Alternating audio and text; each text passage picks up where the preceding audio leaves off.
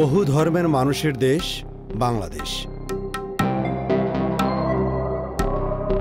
এদেশের শতকরা প্রায় ৯৯.৫% মানুষ মনে করে ধর্ম তাদের জীবনের অপরিহার্য এবং অবিচ্ছেদ্য অংশ।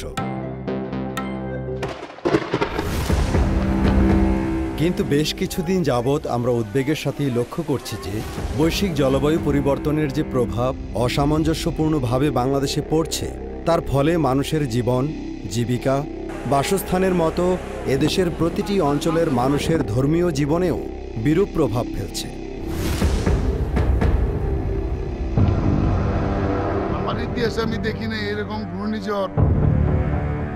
বিষাক্ত হয়ে গেছে জল, ওই জল হাতে পা যখন লাগতেছে তখন হাত পা চুলকাচ্ছে। ঝর্ণার পানি প্রায় শুকিয়ে গিয়েছে, উজু টুজু কিছু করা যায় না।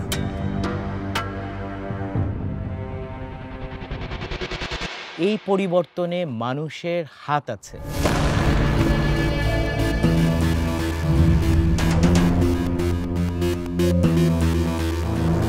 দুর্ভাগ্যের বিষয় হলো মানুষ পরিবেশ হত্যাকে অন্যায় মনে করছে না।